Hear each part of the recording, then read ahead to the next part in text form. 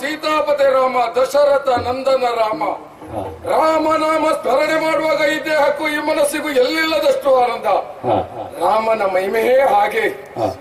ಈ ಹಿಂದೆ ಅಯೋಧ್ಯೆಯನ್ನ ಪರಿಪಾಲಿಸಿಕೊಂಡು ಬಂದವರು ದಶರಥ ಭೂಪಾಲರು. ಅವರ ಹಿರಿಯ ಮಗನಾಗಿ ಹುಟ್ಟಿದವ ಶ್ರೀರಾಮಚಂದ್ರ ತಂದೆಯ ಆಣತಿಯಂತೆ ಅಯೋಧ್ಯೆಯನ್ನ ಪರಿಪಾಲಿಸಬೇಕಾದಂತ ರಾಮಚಂದ್ರನಿಗೆ ಅನಿವಾರ್ಯ ಪರಿಸ್ಥಿತಿ ಎಂಬಂತೆ 14 ವರ್ಷ ಕಾನನದಲ್ಲಿ ಕಾಲ ಕಳಿಬೇಕಾದಂತ ಕಾಲ ಒದಗಿ ಬಂತು. ಯಾಕೆ? ಮಾತೆಯಾದಂತಹ ಕೈಕಾದೇವಿಯ ಆಶೆಯಂತೆ ಪಿತೃವಾಕ್ಯ ಪರಿಪಾಲನೆಗಾಗಿ ಪೀಠ ಏರಬೇಕಾದಂತ ರಾಮಚಂದ್ರ 14 ವರ್ಷ ಕಾನನದಲ್ಲಿ ಕಾಲವನ್ನ ಕಳೆದ. ಅಂತ ಒಂದು ಸಂದರ್ಭದಲ್ಲಿ ಅಣ್ಣ ಅತ್ತಿಗೆರ ಸೇವೆಯನ್ನ ಮಾಡಿ ತನ್ನ ಜೀವನವನ್ನ ಸಾರ್ಥಕಪಡಿಸಿಕೊಳ್ಳಬೇಕೆನ್ನುವಂತ ಉದ್ದೇಶದಿಂದ ನನ್ನ ಇನ್ನೊಬ್ಬ ಅಣ್ಣನಾದಂತ ಲಕ್ಷ್ಮಣ ಅಲ್ಲಿವರೆಗಾಗಿ ಹೋಗಿ 14 ವರ್ಷ ಅವರ ಜೊತೆಯಲ್ಲಿ ಕಾಲ ಕಳೆದು ಅವರ ಸೇವೆಯನ್ನ ಮಾಡಿ ತನ್ನ ಜೀವನವನ್ನ ಸಾರ್ಥಕಪಡಿಸಿಕೊಂಡ. ಮತ್ತೊಬ್ಬ ಅಣ್ಣ ರಾಮನನ್ನ ಮತ್ತೆ ಅಯೋಧ್ಯೆಗೆ ಕರೆತಂದು ಪೀಠದ ಮೇಲೆ ಕೊಳ್ಳಿರಿಸಬೇಕು, ಇದು ರಾಮರಾಜ್ಯ ಆಗಬೇಕೆನ್ನುವಂತ ಉದ್ದೇಶದಿಂದ ಕಾನನಕ್ಕೆ ಹೋದ. ಪಾಯನ್ನು ಹಾಗೆ ವಿನಂತಿಸಿಕೊಂಡ. ಯಾವುದೇ ಕಾರಣಕ್ಕೆ 14 ವರ್ಷದ ಒಳಗೆ ನೀನು ನನ್ನನ್ನು ಕರೆಯಬೇಡ, ಮತ್ತೆ ಅಯೋಧ್ಯೆಗೆ ಬರಬೇಕು ಅಂತಾದ್ರೆ 14 ವರ್ಷ ಕಳೆದೋದ ಮೇಲೆ ಎನ್ನುವ ಮಾತನ್ನ ಕೇಳಿದ ಆ ಕಾಲದಲ್ಲಿ ರಾಮನ ಪಾದುಕೆಯನ್ನ ತಂದು ನಂದಿ ಗ್ರಾಮದಲ್ಲಿ ಪೀಠದ ಮೇಲೆ ಇರಿಸಿ ಅಲ್ಲಿ ರಾಮನನ್ನ ಕಂಡುಕೊಂಡ. ಆ ರೀತಿಯಾಗಿ ರಾಮ ಸೇವೆ ಮಾಡಿ ತನ್ನ ಜೀವನವನ್ನ ಸಾರ್ಥಕಪಡಿಸಿಕೊಂಡ. ಮೂರನೇ ತಮ್ಮನಾದಂತ ಶತ್ರುಹರ ನಾನು ನನಗೆ ಅಗ್ರಜನ ಸೇವೆ ಮಾಡೋದಕ್ಕೆ ಕಾಲ ಒದಗಿಬಾರದೆ ಹೋಯ್ತಲ್ಲ ಎನ್ನುವಾಗೆ ಗಾಢವಾಗಿ ಯೋಚಿಸ್ತಾ ಇದ್ದವ. ಅರಣ್ಯದಲ್ಲಿ ವಾಸಿಸುತ್ತಿದ್ದಾಗ ಅತ್ತಿಗೆ ಅಪಹರಣವಾಯಿತು. ರಾವಣಾದಿ ಕಳರನ್ನ ಕೊಂದ ಕಾರಣ ಬ್ರಹ್ಮಹತ್ಯ ದೋಷ ಎನ್ನುವುದು ಅಗ್ರಜನಾದಂತ ರಾಮಚಂದ್ರನಿಗೆ ಅಂಟಿಕೊಂಡಿತು ಎನ್ನುವಾಗೆ ಕುಲಪುರೋಹಿತರು ಗುರು ಹಿರಿಯರು ಸೂಚಿಸಿದ್ದಾರೆ. ಅದನ್ನ ಪರಿಹರಿಸಿಕೊಳ್ಳಬೇಕು ಅಂತಾದ್ರೆ ಅಶ್ವಮೇಧವನ್ನ ಕೈಗೊಳ್ಳಬೇಕು, ದೀಕ್ಷಾಬದ್ಧನಾಗಿ ನೀನು ಕುಳಿತುಕೊಳ್ಳಬೇಕು. ಕುದುರೆಯನ್ನು ಶೃಂಗರಿಸಿ ಬಿಟ್ಟ ಆ ಕಾಲದಲ್ಲಿ ಅಣ್ಣದಾನತ್ತ ರಾಮಚಂದ್ರನಲ್ಲಿ ಹೋಗಿ ನಾನು ವಿನಂತಿಸಿಕೊಂಡೆ, ಅಣ್ಣ ನಿನ್ನ ಸೇವೆ ಮಾಡುವುದಕ್ಕೆ ನನ್ನ ಒಂದು ಅವಕಾಶ ಕೊಡ ಅಣ್ಣ ಎನ್ನುವಾಗೆ. ಅಸ್ತು ಎನ್ನುವಾಗೆ ಹರಸಿದ್ದಾನೆ.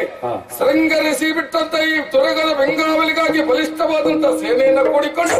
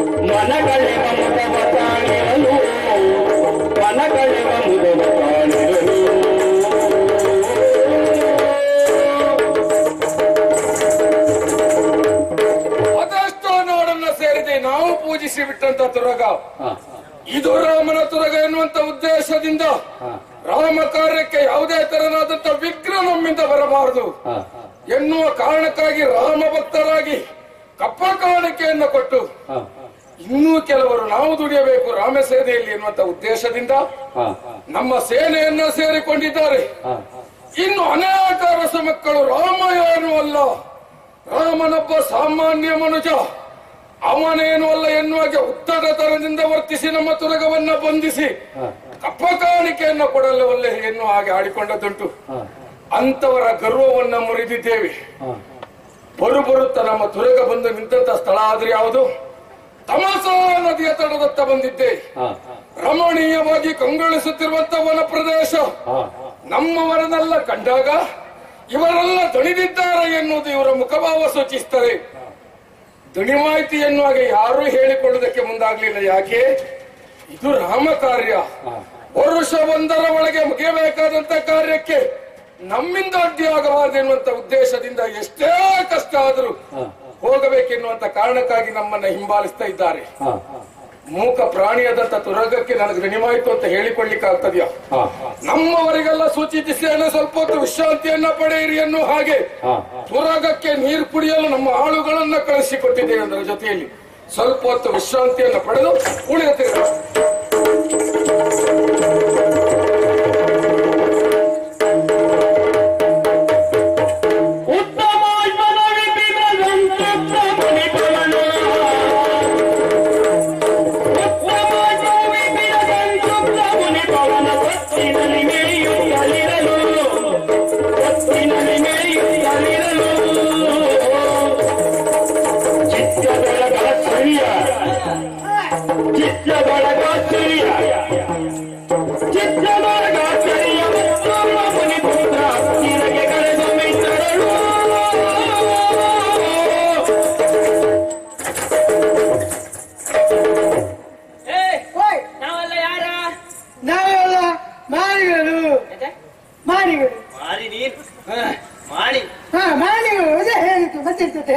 ಬಟ್ಲು ಬಟ್ಲ ಅಲ್ವಾ ಬಟ್ಲು ಬಟ್ಲ ನಾವೆಲ್ಲ ನೀರು ನಿತ್ಯ ಉಪವನದಲ್ಲಿ ತಿರ್ಕೊಂಡು ಇಲ್ಲೆಲ್ಲ ಇರುವವರು ಉಪವನ ಕಾಯ್ದುಕೊಂಡಿದ್ದವ್ರು ಎಲ್ಲ ಗಿಡ ಮರಗಳನ್ನೆಲ್ಲ ಬೆಳೆಸ್ತಾ ಇದ್ದವ್ರು ನೀರ್ ಗೊಬ್ಬರ ಹಾಕುದ್ ನಾವೇ ಎಲ್ಲ ನೋಡ್ಕೊಂಡಿದ್ದೇವೆ. ಹೌದಾ? ಇನ್ನೊಬ್ಬ ಇದ್ದ ಮರೆಯ ಅವ ಎಲ್ಲ ಹೋದ ಅಂತಾನೇ ಗೊತ್ತಾಗ್ಲಿಲ್ಲ. ಅವ ಅಲ್ಲೆಲ್ಲ ಇರ್ಬೇಕು, ಗುರುಮಠದಲ್ಲೇ ಇರ್ಬೇಕು. ತಡ ಆಯ್ತಾ? ಹೌದೌದು, ಬರ್ತೇನೆ, ನೀನ್ ಹೆದರ್ಬೇಡ. ಅಷ್ಟು ನಿಷ್ಠೆಯಿಂದ ಇದ್ದವ್ರು ನಾವು. ಫೋನ್ ಕಾಯ್ಕೊಂಡು ಎಲ್ಲೋದೆ? ಬರ್ತಾನೆ ಮಾರಯ್ಯ. ಬರ್ತಾನೆ. ಎಷ್ಟೊತ್ತಿಗೆ ಎಷ್ಟೊತ್ತಿಗೆ ನಾವೆಲ್ಲ ಬಂದಾಯ್ತು. ಎಷ್ಟೊತ್ತಾಯ್ತು ನಾವು ಕಾಯ್ತಾ ಇಲ್ಲ. ಎಲ್ಲೇ ಹೋದ್ರು ಬರುದು ಅಲ್ಲೇ ಬರುದು, ಇಲ್ಲೇ ಬರ್ತಾ. ನೀನೆಲ್ಲ ಪಾಠ ಎಲ್ಲ ಸರಿಯಾಗಿ ಕೇಳಿಸ್ಕೊಂಡಿದ್ದೀಯಾ? ನೀ ಎಲ್ಲದರಲ್ಲೂ ಮುಂದೆ. ನಿನ್ನ ನೋಡ್ಕ ನೀನು ಒಂದೊಂದು ಮಾತಿಗೂ ಅಷ್ಟು ಉಂಟು. ಉಪವನ ಎಂತ ಯಾರೇ ನೋಡ ನೋಡ ನೋಡ ಬಂದವ ಎಲ್ಲಿ ಬಂದ?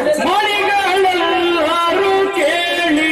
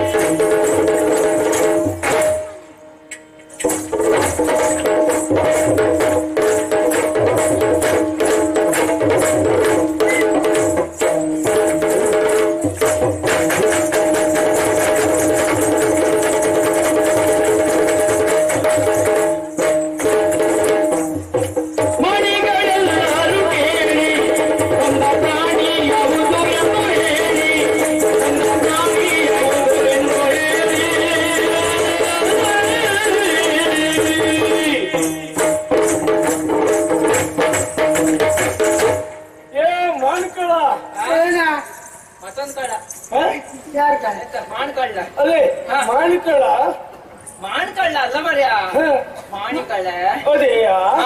ಈಗ ನಾವು ಒಂದು ಉಪವನಕ್ಕೆ ಮಾಣಿಗಳೆಲ್ಲರೂ ಕೇಳಿ ಹೇಳಿ. ಈಗ ಉಪವನ ಕಡೆ ಬಂದಿದ್ದೀವಲ್ಲ ನಾವು. ಬಂದದ್ದು ಸರಿ. ಸರಿಯಾದ ಉಪವನ ನೋಡಿದ್ರೆ ನೀವೀಗ ಪರೀಕ್ಷೆ ಮಾಡ್ಬೇಕಾ? ಪರೀಕ್ಷೆ ಇನ್ನೊಂದು ಕೊಟ್ಕೊಂಡು ಸರಿಯಾಗಿ ನೋಡುವಾಗ ಆ ಉಪವನದಲ್ಲಿ ಒಂದು ಪ್ರಾಣಿ ಬಂದಿದೆ. ಒಂದು ಪ್ರಾಣಿ ಬಂದಿದೆ. ಆ ಪ್ರಾಣಿ ನೋಡ್ಲಿಕ್ಕೆ ಬಹಳ ಚಂದ ಉಂಟು. ಆ ಪ್ರಾಣಿ ಯಾವುದು ಎಂದು ಜಾಣರಾಗಿದ್ದೆ ಹೌದಾದ್ರೆ ನೀವು ಹೇಳ್ಬೇಕು. ನಾನು ಹೇಳ್ತೇನೆ. ಮಿತ್ರ ಕತ್ತೆ. ನೀನು ಅಪ್ಪು ಕತ್ತೆ. ಮಿತ್ರ ಕತ್ತೆ. ಮಿತ್ರ ಕತ್ತೆ ಅಲ್ವಾ? ಬಂದ ಪ್ರಾಣಿ ಕತ್ತೆ. ಅದು ಕತ್ತೆ. ಬದಿತ್ತು ನಾರಾಯಣ ಮಾನ್ಯ ಎಂತ ಅದು ಪ್ರಾಣಿ ಯಾವ್ದಾ? ಹಸು ಅದ. ಹಸು ಹಸು ಬಂದದೆಲ್ಲ ಚಂದ್ಕೊ ಅಂತ ನೀನೇ ತಿನ್ಕೊ ಹುಚ್ಚು ಹತ್ತಿ ಹಸು ಅಲ್ವಾ? ಹಸು ಹಸು ಧನ್ವ ಯಾವ ಸಮಾಜ? ಮೋಟಿ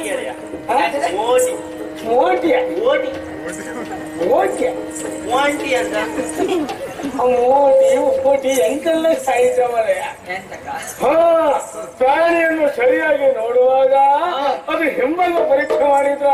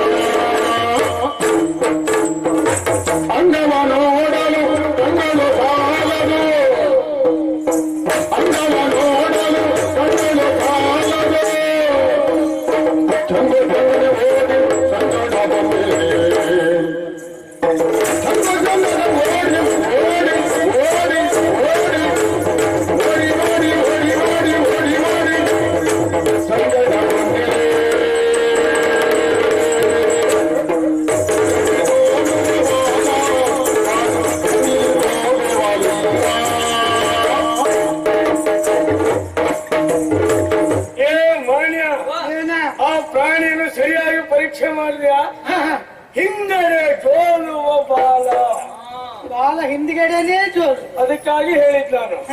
ಅಷ್ಟೇ ಅಲ್ಲ, ತಾನು ರಂಗೇಲಿ ತೇಲುವ ನೀಲ ಮಕ್ಕಳ ಮನೆ ಹೇಳಿ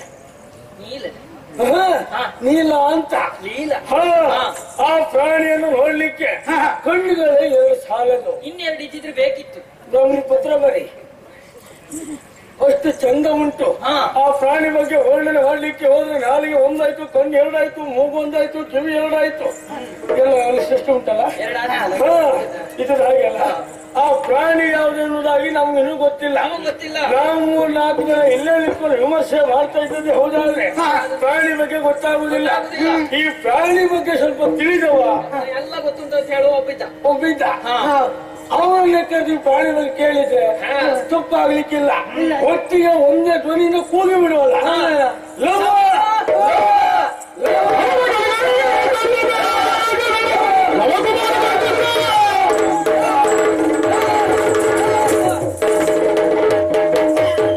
ಸಹಪಾಠಿಗಳೇ,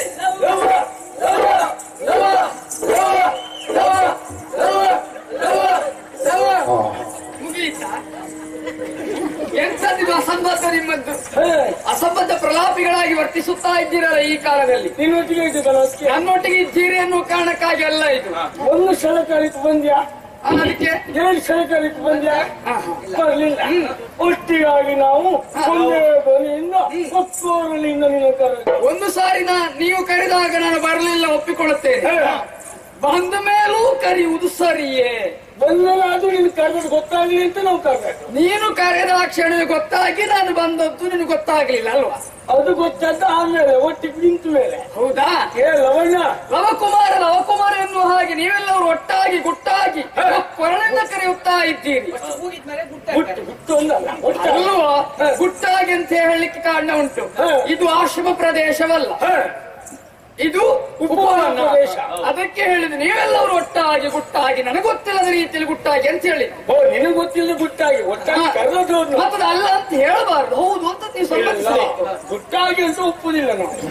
ಅಳಿಬಿದ್ರು ಮೂಗ್ ಮೇಲೆ ಅನ್ನುವ ಜಾತಿ ನೀನು ಅವನ ಸಂಘದಲ್ಲಿ ಇರ್ಬೇಕಿತ್ತು ನೀನು. ಲವಣ್ಣ, ಲವಣ ಅಲ್ಲೋ, ಲವ ಹಾಕರಿ. ಏನು ನಿನ್ನ ಕರೆಯುವುದಕ್ಕೆ ಒಂದು ಉದ್ದೇಶ ಉಂಟು. ಉದ್ದೇಶ ಇಲ್ಲದೆ ಕಾರಣ ಇಲ್ಲದೆ ಕರೆಯುವನಲ್ಲ ನೀನು. ಇಂದು ಈ ಕಾಲದಲ್ಲಿ ಕರಿತಿ ಅಂತ ಆದ್ರೆ ಏನೋ ಒಂದು ಕಾರಣ ಇರಬೇಕು. ನಿನ್ನ ದಿನನಿತ್ಯ ರಗಳೆ ಅಲ್ವೇನಾ? ಎಂತ ರಗಳೆ? ದೇವರ ತಲೆ ಮೇಲೆ ಹೂ ತಪ್ಪಿದ್ರು ನಿನ್ನ ರಗಳೆ ನನಗೆ ತಪ್ಪಿದ್ದಲ್ಲ. ಯಾವಾಗ್ಲೂ ಹೇಳುದು ಇದನ್ನೇ. ಹೆಡ್ಡರು ನೀವು ಹೇಳಬೇಡ, ಇವತ್ತು ಹೇಳಬೇಡ. ಯಾಕೆ? ದಿನನಿತ್ಯ ಹೇಳುವ ಪದ ಇದು ಒಂದೇ. ನೀನು ಬಂದಾಗ ಒಂದು ವ್ಯಾಕರಣ, ಇನ್ನೊಂದು ಹೆಡ್ರು. ಇವತ್ತು ಮಾತ್ರ ವ್ಯಾಕರಣ ಸರಿ ಗೊತ್ತಿಲ್ಲದಿದ್ರಿಂದ ಹೆಡ್ರು ಅಂತ ಹೇಳುದು. ಇವತ್ತು ಹೆಡ್ರು ನಾನು ನೀನು ಅಂತ ಗೊತ್ತಾಗ್ಬೇಕು. ಹಾಗಾಗಿ ನಿರ್ಣಾಯಕವಾದಂತ ಪದ್ಯ ಏನದು ಪ್ರಶ್ನೆ ಬರಲಿ. ನಿನ್ನಲ್ಲಿ ಕೆಲವು ಪ್ರಶ್ನೆಗಳನ್ನು ಕೇಳ್ತೇವೆ. ಕೆಲವಲ್ಲ, ಹಲವು ಕೇಳಿ ಉತ್ತರಿಸ್ತೇನೆ. ನಮ್ಗೆ ಗೊತ್ತಿದ್ ಮಾತ್ರ ಕೇಳ್ತೇವೆ. ಒಳ್ಳೇದದು. ಸಮರ್ಪಕವಾದ ಉತ್ತರ ನೀರು ಕೊಟ್ರೆ ಲವಕುಮಾರ ಕೊಡುವ ಉತ್ತರ ಎಲ್ಲವೂ ಸಮರ್ಪಕವೇ. ಸಮರ್ಪಕವಾದ ಉತ್ತರ ಅಂತ ಪ್ರಶ್ನೆ ಇಲ್ಲ. ನಮ್ಮ ಪ್ರಶ್ನೆ ಬರಲಿಲ್ಲ, ನಿರ್ಣಯ ಆಮೇಲೆ. ಸರಿ ಕೇಳು. ಕೊಟ್ರೆ ನೀನು ಬುದ್ಧಿವಂತ ಅಂತ ನಾವು ಒಪ್ತೇವೆ. ಹೌದಾ? ಇಲ್ಲಿ ಹೋದ ನಾವು ಹೆಡ್ರು ಅಂತ ನಾಳೆ ನೀ ಹೇಳ್ಬಾರ್ದು. ನಾನು ಉತ್ತರ ಕೊಡುವುದಕ್ಕೆ ತಪ್ಪಿದ್ರೆ ಇನ್ನು ಮುಂದೆ ನೀವು ಬುದ್ಧಿವಂತರು, ನಾನೇ ಹೆಡ್ಡ ಅಂತ ಒಪ್ಕೊಳ್ತೇನೆ. ನಿನ್ ಬಿಟ್ಟ. ಆದ್ರೆ ಸಮಂಜಸವಾದ ಪ್ರಶ್ನೆಯೇ ಬರಬೇಕು. ಅದು ಕೇಳಿದ್ ನಾವು ಗೊತ್ತಾಗ. ನಿನ್ಗೆ ಮೊದಲು ಕೇಳು. ನಾರಾಯಣ, ಪ್ರಶ್ನೆ ಸಂಖ್ಯೆ 1 ಇನ್ಫಾರ್ಮ್ ಮಾಡಿ. ಅಲ್ಲ, ಯಾರಲ್ಲಿ ಕೇಳುದು ನೀನು? ಅವ ಇನ್ಫಾರ್ಮ್ ಮಾಡ್ತಾ ನಿಂತೆ. ಓ, ಆರಂಭಿಸುವುದಕ್ಕೆ ಸರಿ. ನೀನ್ ಕೇಳು. ನಾನು ಪ್ರಶ್ನೆ ಕೇಳುದ? ನೀ ಕೇಳು. ನಾ ಕೇಳ್ತೇನೆ. ಹೇಗೆ ಕೇಳು. ಒಂದನೇ ಪ್ರಶ್ನೆ, ಹೇಳಿ. ಈ ನಾಯಿ ಉಂಟಲ್ಲ, ನಾಯಿ ಬಾಲವನ್ನ ಹೇಗೆ ಅಲ್ಲಾಡಿಸುತ್ತದೆ? ಕೇಳ, ಈ ನಾಯಿ ಉಂಟಲ್ಲ, ಆ ನಾಯಿ ಅಲ್ಲೋ, ಈ ನಾಯಿ ಬಿಡಿಸ್ಬೇಡ, ಯಾವುದು ಬಿಡಿಸ್ಬೇಡ. ಈ ನಾಯಿ ಉಂಟಲ್ಲ, ಬಹಳ ಅಡಿಸುದು ಯಾಕೆ? ನಾಯಿ ಬಾಲ ಆಡಿಸುವುದು ಯಾಕೆ? ಗೊತ್ತಾಗುದಿಲ್ವೇನ? ಮನುಷ್ಯರನ್ನು ಕಂಡಾಗ ಪ್ರೀತಿಯು ಕೇಳಿದಾಗ ಹಾಗೆ ಅದು ಸ್ವಾಭಾವಿಕ ಗುಣ, ಅದು ಸಹಜ ಗುಣ. ಅದು ಏನು ಅಂದ್ರೆ ಮನುಷ್ಯರಲ್ಲಿ ಕಂಡಾಗ ನಾಯಿಗೆ ಸಹಜವಾದ ಗುಣ, ಬಾಲ ನಿಯತ್ತಿಗೆ ಹೆಸರಾದ ಪ್ರಾಣಿ ನಾಯಿ. ಉತ್ತರ ತಪ್ಪು. ಸರಿ, ಉತ್ತರ ನೀನ್ ಹೇಳ. ಉತ್ತರ ತಪ್ಪೇ. ಸರಿಯಾದ ಉತ್ತರ ಯಾವುದು? ನಾಯಿ ಬಾಲ ಆಡಿಸುವುದು ಯಾಕೆ ಅಂದ್ರೆ, ಅಲ್ಲಾಡಿಸುವುದೇ ಆಗ್ತದೆ. ಬಾಲದ ಹತ್ರ ನಾಯಿ ಅಲ್ಲಾಡಿಸೋಕಾಗುದಿಲ್ಲಲ್ಲ, ನಾಯಿಯೇ ಬಾಲ. ನಾಯಿ ಹತ್ರ ಬಾಲದ ಹತ್ರ ನಾಯಿ ಅಲ್ಲಾಡಿಸೋಕಾಗುದಿಲ್ಲಲ್ಲ, ಅದಕ್ಕೆ ನಾಯಿ ಬಾಲವನ್ನೇ ಅಲ್ಲಾಡಿಸೋದು. ಪ್ರಶ್ನೆ ಸಂಖ್ಯೆ 2. ಹೇಳು.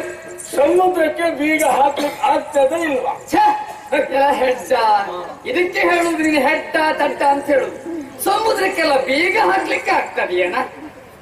ಆಗುದಿಲ್ವಾ? ಆಗ್ತದ. ಅದೇ ಹೇಳುದು. ಆಗ್ತದ, ಅದು ಆಗುದಿಲ್ಲ ಅನ್ನೋದೇ ಅರ್ಥ. ಆಗ್ತದೆ ಅಂತ ನಾನು ಹೇಳ್ತೇನೆ. ಹೇಗೆ? ಆಧಾರ ಬೇಕೀಗ ನನಗೆ. ಬೀಗ ಕೊಯ್ಯಲಿಟ್ಟು ಹಿಡ್ಕೊಂಡೆ. ಸಮುದ್ರಕ್ಕೆ ಬಿಸಾಡಿ. ಬೀಗ ಸಮುದ್ರಕ್ಕೆ ಬಿಸಾಡುದಷ್ಟೇ, ಸಮುದ್ರಕ್ಕೆ ಬೀಗ ಹಾಕುದು. ಲವಣ, ಪ್ರಶ್ನೆ ಸಂಖ್ಯೆ 3. ಒಂದು ಬಾವಿಯಲ್ಲಿ 10 ಮೀನು ಇರ್ತದೆ. 10 ಮೀನು. ಅದರಲ್ಲಿ ಒಂದು ಸತ್ರೆ ಎಷ್ಟು ಉಳಿತು? ಒಂದು ಸತ್ರೆ ಉಳಿಯುವುದು 9 ಅಲ್ವೇ? ಯಾರು ಹೇಳಿದ? ನಾನೇ ಹೇಳುವುದು. ಉತ್ತರವೇ ಹಾಗೆ. ಒಂದ್ 10 ಮೀನು ಅಂತ ಹೇಳಿ ನಿಮ್ ಕುಟುಂಬದವ್ರು ಬಂದಿದ?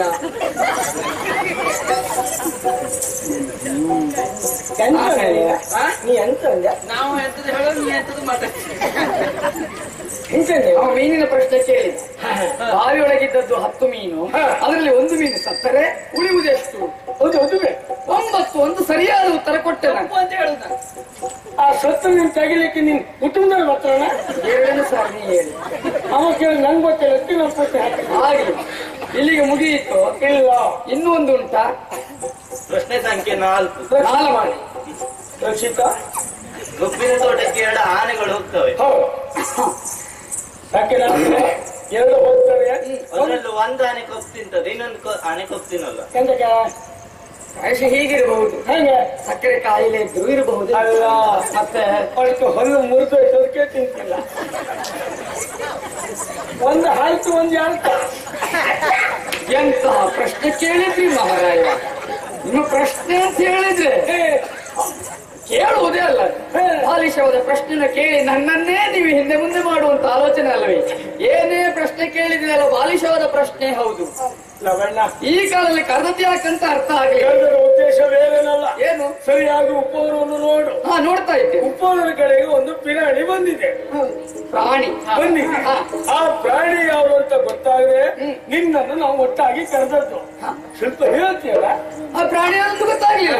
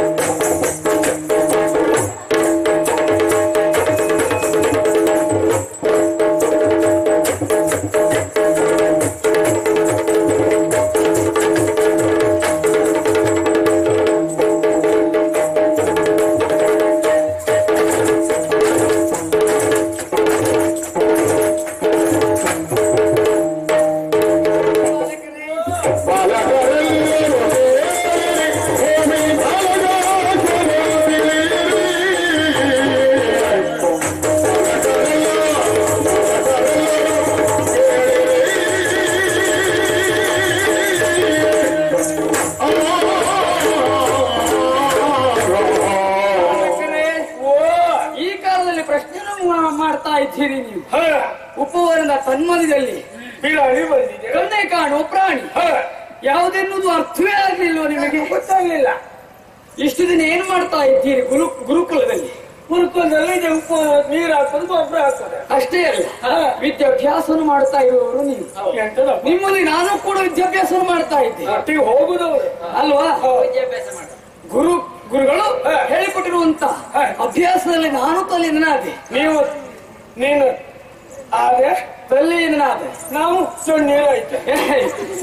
ಕಣ್ಣು ಮುಚ್ಚಿಕೊಳ್ಳದಿದ್ದೆ ಮಾಡಿಬಿಟ್ಟು ಬೇರೆ ಏನ್ ಮಾಡ್ತಾ ಇದ್ದೀನಿ? ಕಣ್ಣು ಮುಚ್ಕೊಂಡು ಯಾವ ಕಾರಣಕ್ಕೂ ನಾನು ನಮ್ಮ ಗುರುಗಳಾಗಿರುವಂತ ವಾಲ್ಮೀಕಿ ಮಹರ್ಷಿಗಳು ಹಲವು ಶಾಸ್ತ್ರ ಅವರು ಹೇಳಿಕೊಟ್ಟಿದ್ದಾರೆ.